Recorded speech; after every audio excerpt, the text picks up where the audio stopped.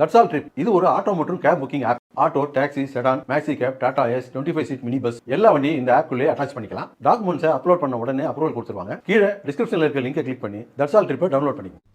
2 நீதிபதிகள் தலைமையில் குழு அமைக்கப்பட்டு சீமை கருவேல மரங்கள் அகற்ற நடவடிக்கை எடுக்கப்படும் என்று உயர்நீதிமன்ற மதுரை அமர்வு தெரிவித்துள்ளது. தமிழகத்தில் சீம கருவேல மரங்களை அகற்றக் கோரி மதிமுக பொதுச் செயலாளர் வைகோ உள்ளிட்டோர் கடந்த 2015ஆம் ஆண்டு உயர்நீதிமன்றம் அமர்வில் மனு தாக்கல் செய்திருந்தனர்.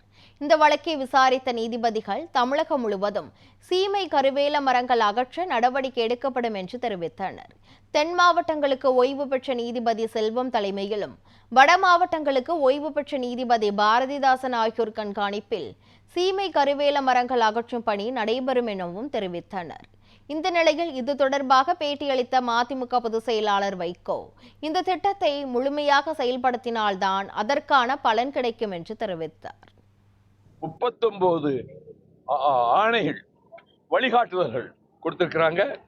அதுக்கு கமிட்டி போட்டிருக்காங்க. அதாவது பியூட்டி கமிட்டியில யாருக்கா இதற்காகவே நீதிமன்றத்தில் பலமுறை தீர்ப்பளித்த நீதியரசர் Selvam, justice Bharathidasan, another committee member, 2 பேர் அக்கறை உள்ளவங்களை இவங்க நல்ல யோசனை பண்ணி இந்த கமிட்டியில அதுக்கு தலைமை தாங்க போட்டிருக்கிறாங்க.